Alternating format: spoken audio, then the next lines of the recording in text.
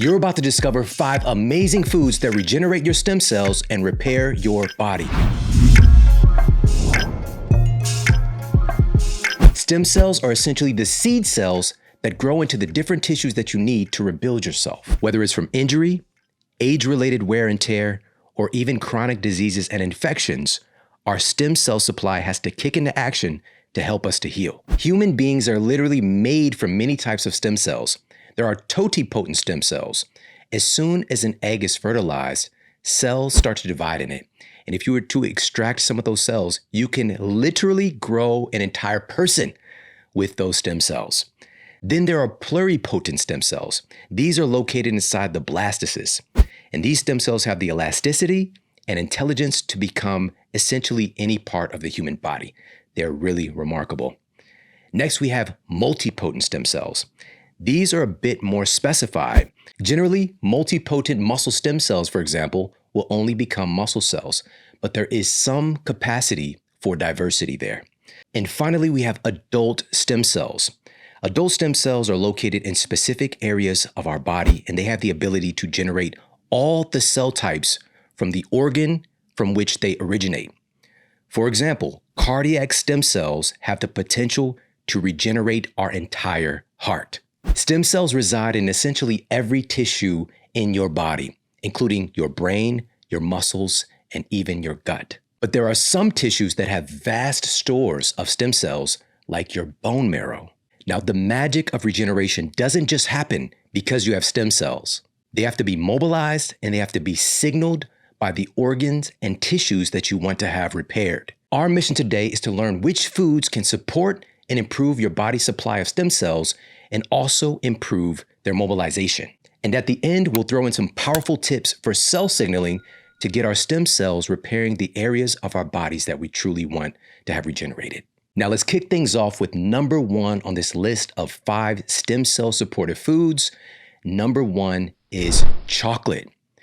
Now here's my friend and colleague, research scientist at Harvard University, Dr. William Lee, and this is what he shared with me about stem cells and chocolate. We know that really dark chocolate's made with cacao. Cacao is a natural substance that comes out of a bean. And inside those cacao beans are polyphenols, right? Really potent polyphenols. And so dark chocolate, which is usually 70% or higher, and you can just look at that number on the side of the chocolate bar you might find, darker the better, the higher the number, the more potent it actually is, actually can help mobilize those stem cells out of our bone marrow. There's a study I write about from UCSF in San Francisco, University of California in San Francisco, where they took patients with coronary disease. These are people that already had heart disease with narrowing of their arteries, and they gave them hot cocoa. So, just like made with dark chocolate, super dark chocolate, twice a day, and they had them drink that every day for a month, 30 days. And they looked at their blood from the beginning to the very end, and they found that the only thing they ever did was actually drink this cocoa. That's the only intervention. It doubled the number of stem cells in the same person from beginning to end. And it also improved their circulation, their blood flow. When they measured it using the same kind of tests that we use in a medical clinic or for biotech companies, actually doubled the activity of their blood flow. So this is quite an amazing story that, even something like chocolate, a small drink, it was only an 8-ounce cup twice a day, was powerful enough to do this. Now, as Dr. Lee shared, the darker the chocolate, the bigger the boost of stem cells. And to reiterate, we are not talking about the run-of-the-mill chocolate candy bars that we grew up with. The ultra-processed versions of chocolate are more likely to rob you of your stem cells than to provide a boost to your stem cell supply. Now, here's where this gets really interesting. It's been known for years that chocolate is able to stimulate the creation of new brain cells. And now we know that it's likely the impact that chocolate has on our stem cells. A study published in the British Journal of Clinical Pharmacology details that cocoa powder and chocolate contain a large percentage of antioxidant molecules and other substances that display several beneficial actions on the brain. The scientist report states, quote, "They enter the brain and induce widespread stimulation of brain perfusion. They also provoke angiogenesis, the creation of new blood vessels, neurogenesis, the creation of new neurons, and changes in neuron morphology. mainly in regions involved in learning and memory, unquote. Again, I have to emphasize, this does not mean anything that has the word chocolate written on it. If you were to go to a Kit Kat bar, for example, looking for some of these benefits, it's more likely to break you off with a deficiency than a boost in your stem cell supply.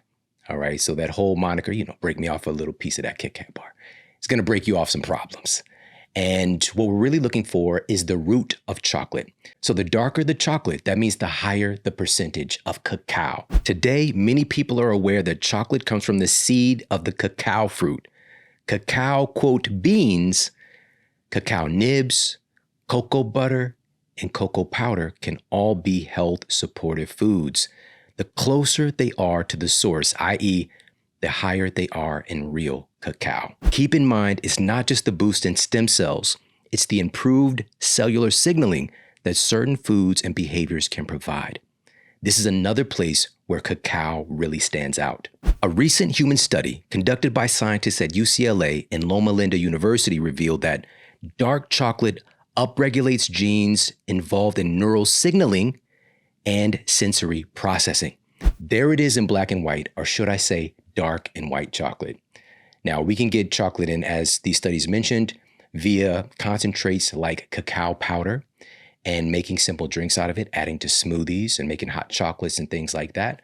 Or, of course, getting a little bit of a high percentage, organic, ideally, dark chocolate bar from time to time. But really, that concentration of what's seen in the data is going for the cocoa powder and making drinks. So again, leveraging this can help us to boost our stem cell supply and also potentially improve cellular signaling to send those stem cells where we need them to go to truly repair our bodies. Now, this is just number one on this list of powerful science-backed foods that are proven to be stem cell supportive. Now let's move on to number two on our list. And number two is turmeric. There's a specific compound found in turmeric that's getting a lot of attention right now for its impact on stem cells.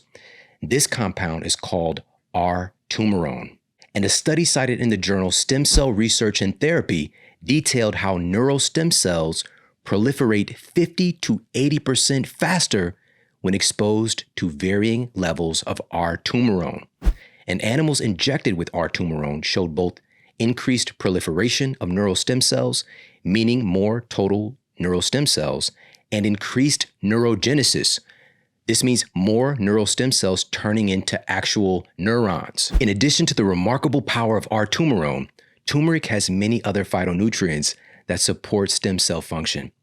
A little known reality is that stem cells act upon inflammation in our bodies, and many people today are experiencing a chronic state of systemic inflammation that's literally draining their body's stem cell supply. One of the most notable anti-inflammatory nutrients ever discovered comes from turmeric too. And that nutrient is called curcumin.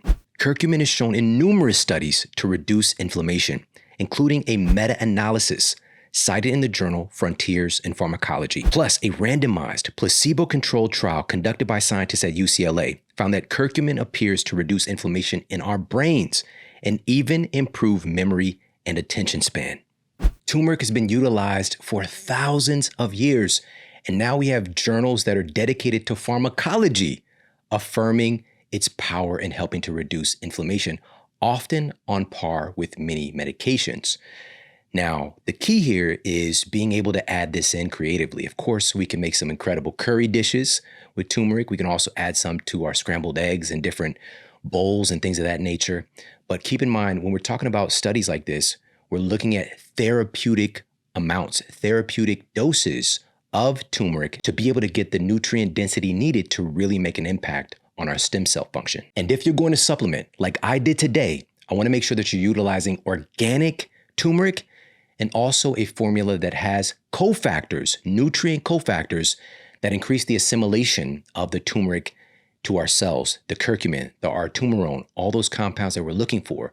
There are specific nutrient cofactors, again, proven in multiple studies to really help us to assimilate and use these incredible nutrients. The turmeric supplement that I've been utilizing for years is certified organic with no binders or fillers and an outstanding money-back guarantee. It's the turmeric complex from Paleo Valley. And right now you can get 15% off their incredible turmeric complex when you go to paleovalley.com/model. That's PALEOVALLEY.com/model for 15% off their amazing turmeric complex. And again, they have biopotentiators, these nutrient cofactors coming from things like ginger, from black pepper, from coconut oil, all in that formula to make sure that it's really bioavailable so you get the results that you're looking for. So it's an outstanding product. Again, I had it today. I've been utilizing it for many years. And it's one of these other powerful foods, well documented in peer-reviewed data to really support stem cell production, mobilization, and also cell signaling. And with that said, we're going to move on to number 3 on this list of powerful stem cell supportive foods. Number 3 is fatty fish. There's an incredible study that was conducted by researchers at Stanford University School of Medicine. And they uncovered how omega-3 fatty acids, like those that come from fatty fish, have a tremendous impact on stem cells and body fat. For many years, scientists have known that a defect in an ancient cellular antenna called the primary cilium are linked with obesity and insulin resistance. They just didn't know why.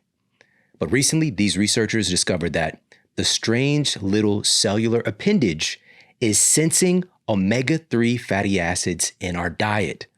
And this signal is directly affecting how stem cells divide in our fat tissue. The lead author of the study, microbiologist Dr. Peter Jackson, stated, quote, "When we saw that the cell was responding to omega-3 fatty acids, we realized that this had changed from just a molecular biology story to a story showing the molecular biology of how diet controls stem cells," unquote.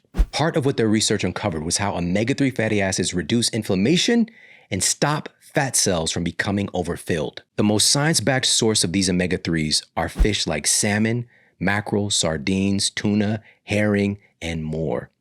The research indicates that it's particularly the omega-3 fat, DHA, that has such a profound influence on our stem cells.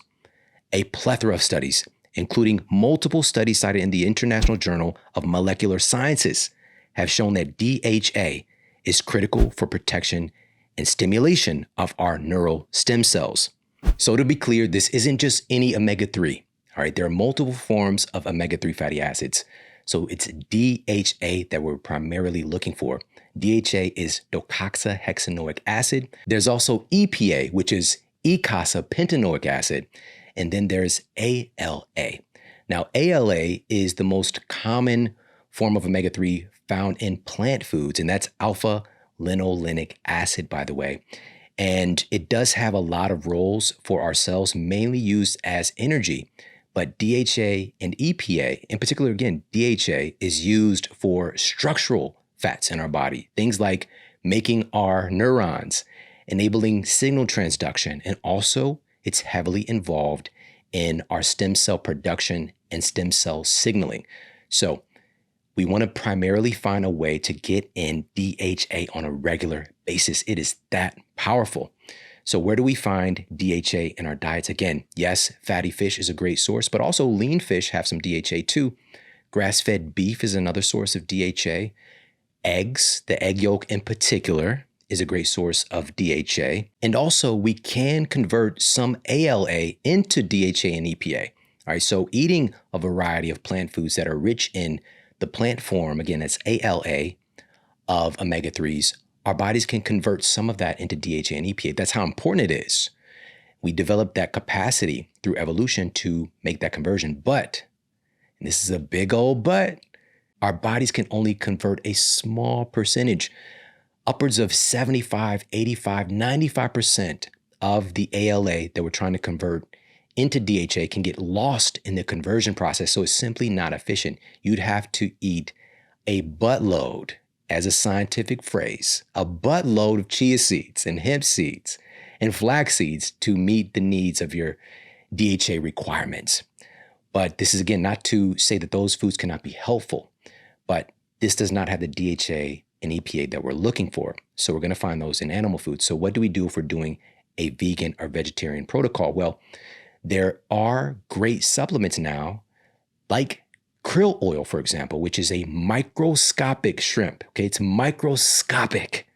And it's really rich in astaxanthin. So wherever people lie on their diet framework or their ethics, krill oil might be a great source because we know there are several studies affirming how powerful it is in providing DHA and EPA and actually being bioavailable to our bodies. Now, if we're going truly strict vegan, then we'll need to look at an algae oil. So this is going to have the DHA and EPA there, but unfortunately, we don't have a lot of peer-reviewed data affirming its bioavailability for us as humans, but we do know that it's there. And I don't want you to wait around. If you are doing a vegan or vegetarian protocol, get yourself some algae oil like yesterday. This is so important because a study that was published in the journal Neurology found that people who had the lowest intake of DHA and EPA had the highest rate of brain shrinkage. We're literally losing our brain matter when we're not getting in these omega-3s that matter. So please hear my call today. Make sure that you're getting in a great source of DHA on a regular basis. We need it for our brain. We need it for our stem cell production, cell signaling, and a whole lot more.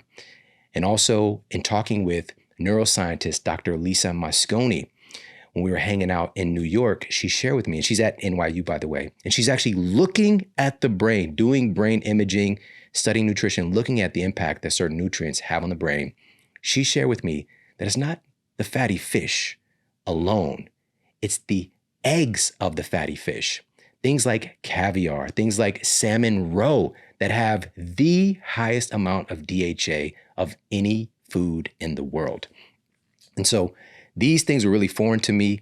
Coming from my background, growing up in the inner city, I saw caviar on Lifestyles of the Rich and Famous with Robin Leach, right? And I just thought it was super weird. But I get it now. There's so many valuable nutrients there. In particular, that DHA can be a game changer. And so whether or not you're coming across some caviar or salmon roe, actually, Paleo Valley has a great wild-caught fish roe product that you might want to check out as well. And again, that's at the same place, paleovalley.com/model. You'll get 15% off of that as well. Now, this addition of fatty fish is particularly important for me because this is one of the foods that really helped for me to transform my health, to really activate that stem cell capacity. When I was 20 years old, I was diagnosed with severe advanced arthritis of my spine and very low bone density. As a matter of fact, about 5 years earlier at track practice, I broke my hip while running at school. All right, I was at track practice doing a 200-meter time trial, and I broke my hip because my bone density was so low. Cut to about 5 years later, I get diagnosed with degenerative disc disease, where my intervertebral disc were rapidly degenerating. I was just 20 years old, and my physician said that I had the spine of an 80-year-old man. Again, at the age of 20, I was just a kid. These conditions of breaking one's hip, having degeneration of the spine, is usually reserved for people much, much older. And no one stopped to ask, how did this kid break his hip? From running. How is his spine breaking down so rapidly? I had very old biology, even though I was chronologically very young. And for me, that led to an intense amount of pain, suffering, loss of function. And I went in initially to the doctor when I was 20 because I was having difficulty walking normally. I couldn't really extend my leg out as I was walking, so my gait was kind of odd. And I couldn't seem to like stretch or get this pain to subside. And so I went in and he did a couple of tests and he sent me in to get an MRI of my spine, which I'm just like, my leg is what's bothering me. You know, mentally, I didn't say this to him, but I'm just like, my leg is what's bothering me. Why are we looking at my back? And this just shows how little I knew at the time about human physiology and about this connection and all those nerves running through the spine that was affecting my leg. And once we got the MRI back and he gave me the diagnosis, you know, I was just kind of in shock. It didn't really make sense. And so I asked him, and maybe this was a result of me being an athlete for so many years and taking nutritional science class. And when I took it, by the way, on a pre-med track, I took it because I thought it was about fitness. All right, it was an elective, big auditorium class. So I thought maybe diet had something to do with this, maybe, possibly, I don't know. I don't know where the question came from. But I asked him, does this have anything to do with what I'm eating? Should I change the way that I'm exercising? Right? Because just hearing that I have this diagnosis didn't make any sense. And he said that this was incurable. When I asked him, does this have anything to do with what I'm eating? Should I change the way that I'm exercising? He literally cocked his head to the side, kind of shook his head and just like looked at me with pity. And like I was from another planet. Like it didn't make sense to him. Like he said, this has nothing to do with what you're eating. This is something that just happens. This is something that just happens. Now that in and of itself, where I am today, over 20 years of experience working in this field, that's abandoning basic laws of physics. Now, it might be different and maybe in a little pocket universe, but we have causality here. Nothing just happens. There is a causative agent. There's a cause and effect. This wasn't just happening. There's a reason behind it, but he did not know that reason. He told me that this has nothing to do with what you're eating, but he wrote me a prescription to eat some pills. He wrote me a prescription to eat some drugs. This has nothing to do with what you're putting in your mouth, but go ahead and put these drugs in your mouth anyways, right? Again, another logic check that I wish I had at the time, and I want to empower you to have, and the people that you care about to have, to be able to ask questions. And the biggest takeaway from this was in saying that this has nothing to do with what I'm eating. This is something that just happens. He also said, I'm sorry that this happened to you. This is something that you're just going to have to live with. We're going to get you some medication. We're going to get you a back brace. We can look at you for surgery potentially. You know, you're still young. And he sent me on my way. So he sent me out the door with complete disempowerment. I came in there looking for a solution. I just wanted to feel good. And I left there. And I went from a nuisance of a pain to within 2 weeks, chronic, debilitating pain that haunted me every moment, not just of my waking life, but I struggled to sleep for 2 years because just moving while I was asleep, I would get this sciatic shock down my leg that would wake me up. It would jar me awake. And so I was even afraid to go to sleep. I'd just go to sleep out of pure exhaustion. I had to take another medication just to help me to stay asleep at night. And that was my life for about 2 years. And thankfully, I had people, and this is the importance of having access to education and good people in our lives and making that a mandate. My grandmother was bothering me. She was bothering me, calling me, checking on me, even though I was saying, I'm okay, Grandma, stop worrying about me, I'm okay. I was not okay. And after seeing multiple physicians to get a second opinion, which I implore you, if you ever get a diagnosis that could be life-changing, please seek out a second or third opinion. But here's the key. It's not just getting a second opinion. Einstein said that you cannot solve a problem from the same level of thinking that created the problem. If you're going to another physician that is thinking the same way as the one that you previously saw, you're probably going to get the same bill of goods. You're probably going to get the same diagnosis and the same treatment. That's what happened. I go see another doctor, hoping for a solution. I leave there with more pills and another note, another prescription for bed rest and no activity, so I didn't have to work. And so even with that, they gave me permission to do nothing. And because I was struggling in my life, coming from where I come from, living in Ferguson, Missouri at the time, trying to be the first person in my family to go to college, let alone graduate from college, and the weight of the world on my shoulder. When I got that permission slip for them to give up, to do nothing because there was nothing that I could do, I took it. Subconsciously, I took it. Although my entire life I'd been a fighter. I didn't want to fight anymore. So I took it. And not only was my spine and my bones atrophying, now the rest of me was atrophying because I spent most of my days laying on the ground or sitting on the couch, doing everything that I could to not stand up. Because every time I would stand up, I'd get that electric jolt down my leg that would be a 10 out of 10 pain for a split second. 10 out of 10 pain will drive you insane. But it happened such a split fraction of a second. It was enough to just keep me going, but to keep me cautious as hell. And so that was my lot in life for about 2 years. And of course, my mental health suffered tremendously. I was barely hanging on in college. I went from a full credit load, 12, 15 credit hours to 3, multiple semesters, just like barely hanging on. So I could still have that mental framework that I'm a college student and I'm still going. But I was suffering. And we do not have to live like this. We can do something about it, but we have to change the way that we're being educated about our health. We have a healthcare system that is designed to treat the symptoms of the things that ail us. It's not designed to remove the cause of the condition. There was a cause why my spine was deteriorating, why my bone density was so low. And thankfully, again, having good people in my life, my grandmother, after seeing that final physician, that night I sat there and she came to my mind and I realized that I'd been giving my power away these past few years, looking for somebody to help me, to fix me.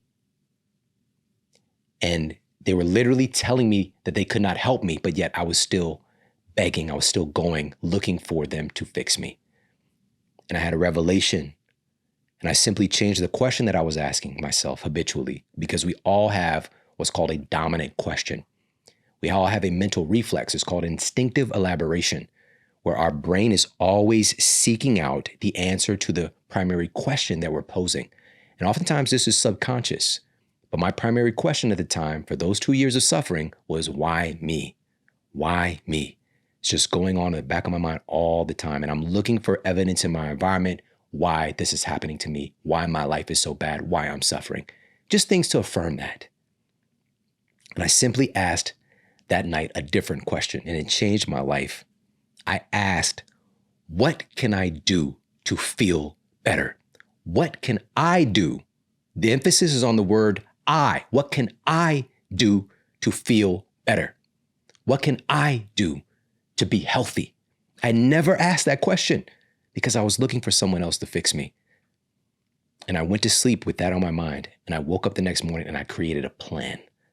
Because yes, I made that decision, which is the most important part of this entire story for anybody's story who's come back from anything traumatic. I decided to get well. Come what may, nothing was going to stop me. I decided. But it's not just that decision that makes everything change. It's the action that comes along with it. And so I put a plan together. And that plan entailed some changes in my movement practices, basically going from no movement to a little movement. All right.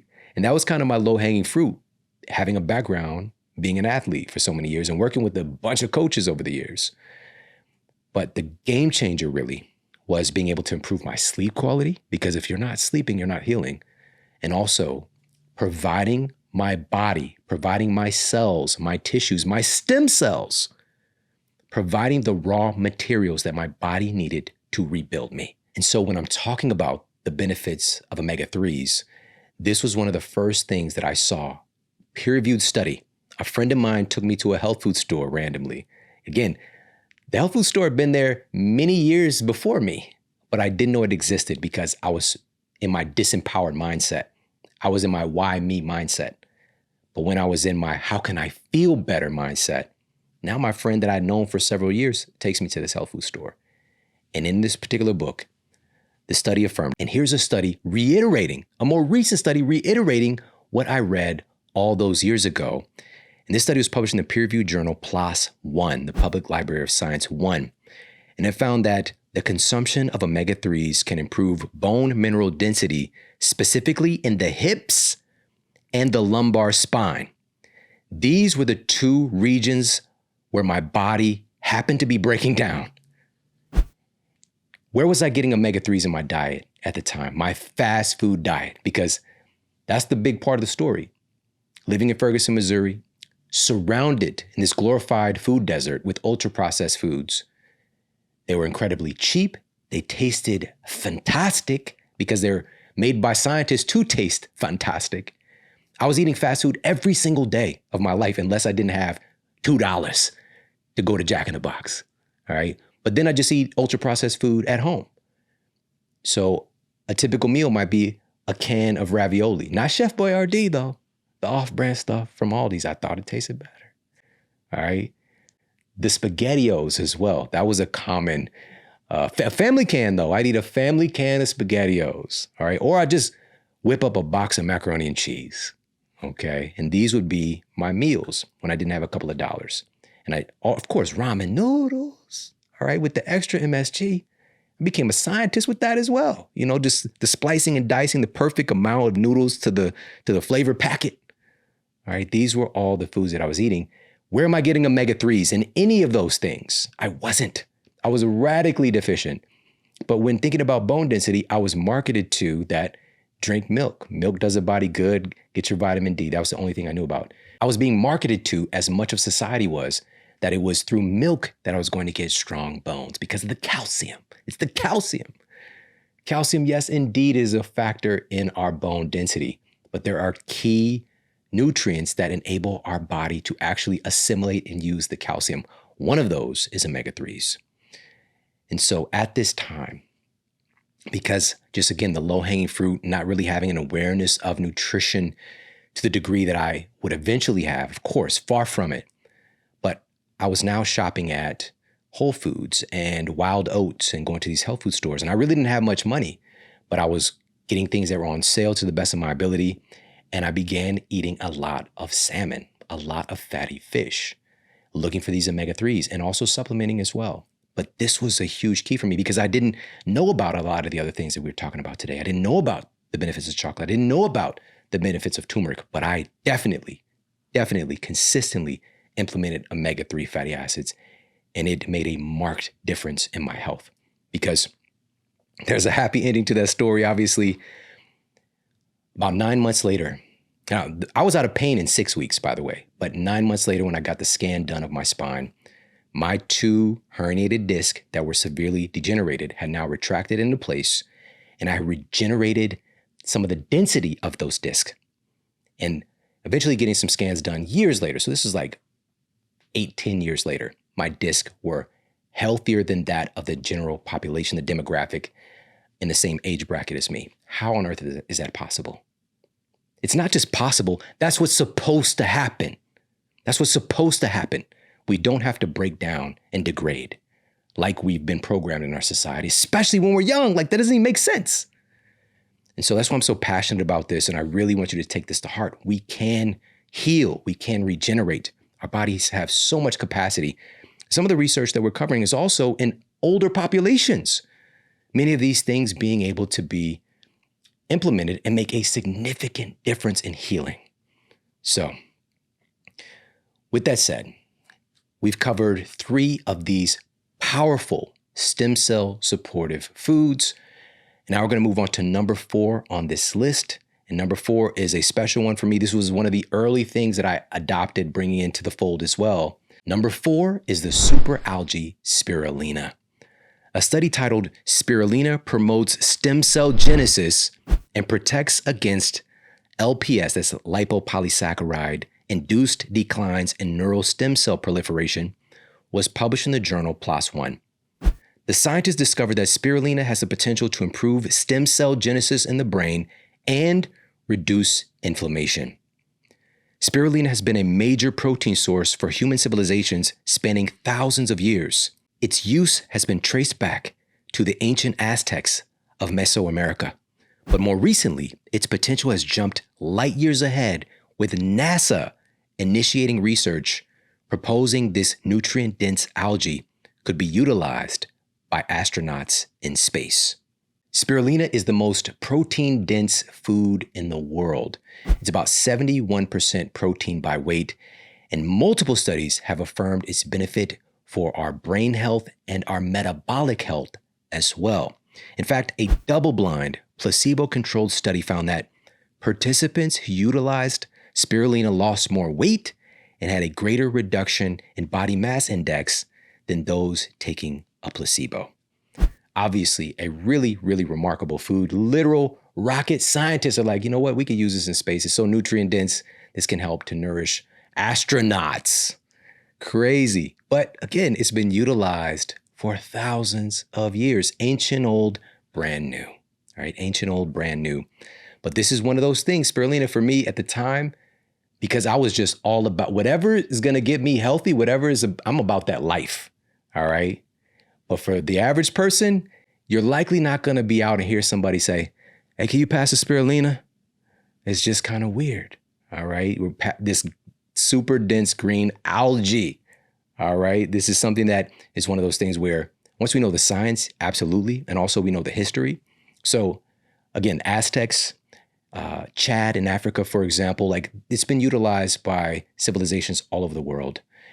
And now, but we've got to look at what's the on-ramp. How do we get this into our bodies to get the benefits? Of course, this is something that you could add to smoothies and juices and things like that, but you got to be able to kind of hide the flavor.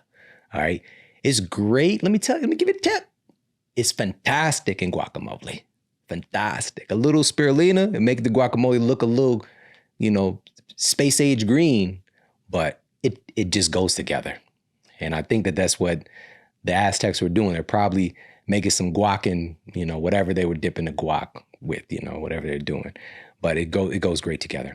But also, this is one of those things that's highlighted in a green juice blend that I've been utilizing for years, my family and I, for probably about 8 years now. And this is the green juice blend from Organifi. And it has spirulina, it has chlorella, it has moringa, but it also has these incredible superfoods like ashwagandha and this amazing mint flavor. And they also have a crisp apple flavor. So it actually tastes refreshing. It tastes really good.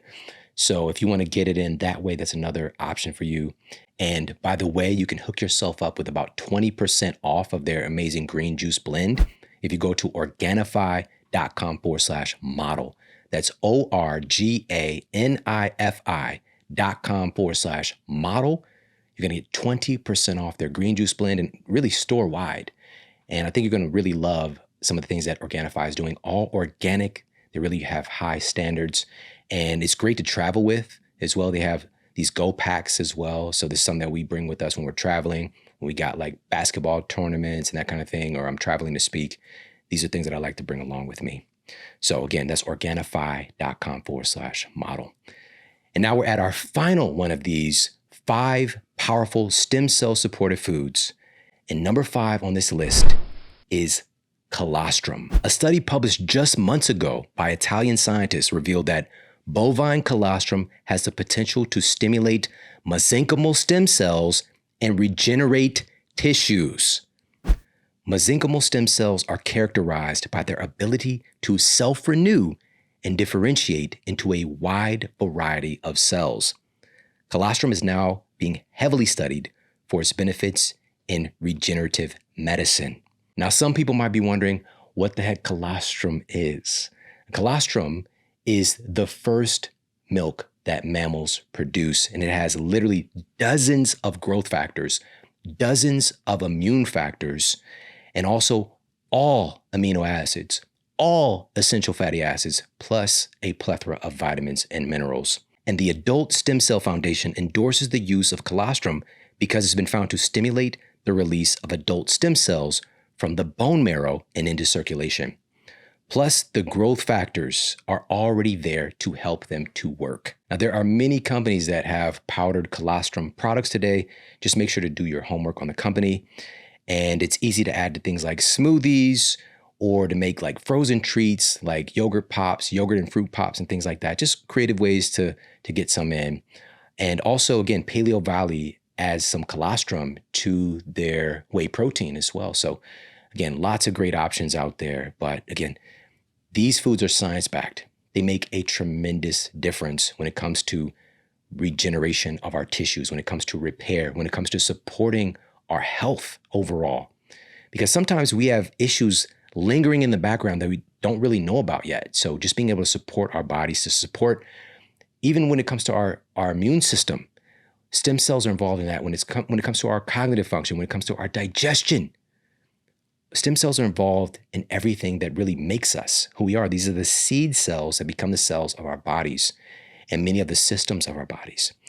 And so this is very, very important. And having foods that just really are cut above everything else when it comes to the stem cell process is truly powerful. And now we've covered 5 amazing foods that support stem cell production, mobilization, and more.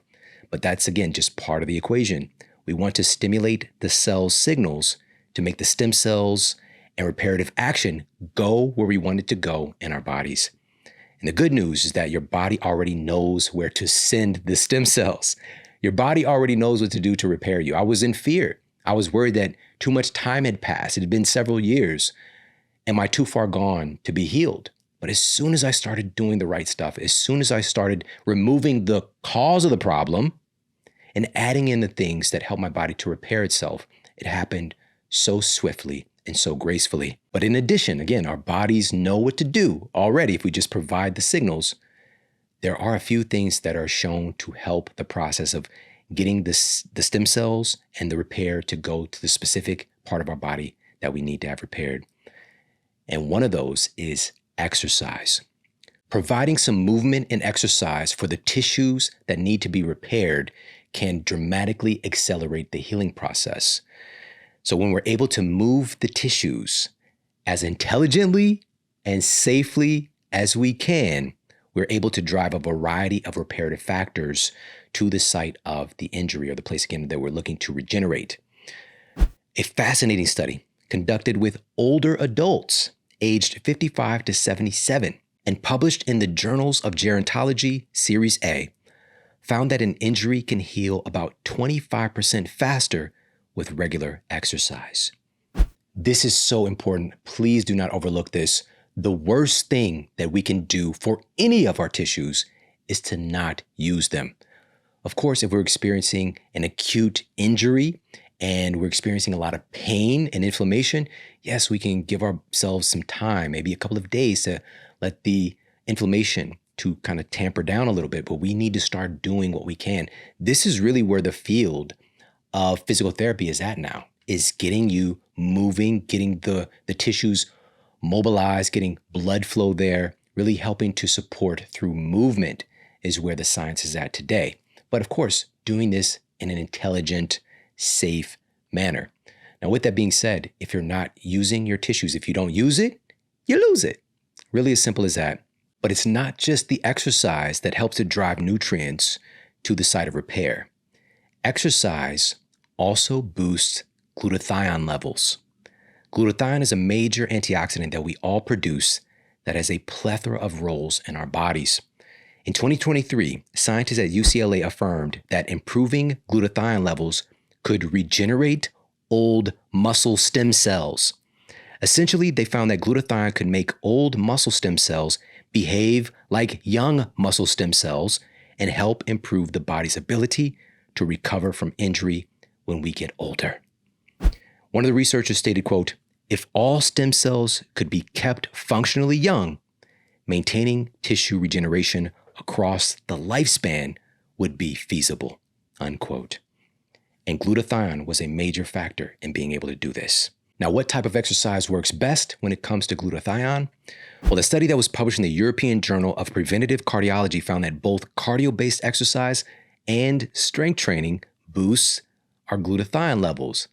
But the scientists found that participants who do both types of exercise have the most pronounced boost in glutathione. Get you someone who could do both, all right? Mixing in both types of exercise, it's just obvious to train ourselves in different ways, but this is where we see the biggest boost when it comes to glutathione. And to top it all off, the Journal of Muscle Research and Cell Motility affirmed that exercise can boost the supply of adult stem cells. And it appears a big part of this benefit is from glutathione. So now we're starting to put the pieces together. Now, other ways to provide movement, blood flow, and cell signaling for faster healing include massage therapy, include acupuncture. Again, these have been utilized for thousands of years, these practices.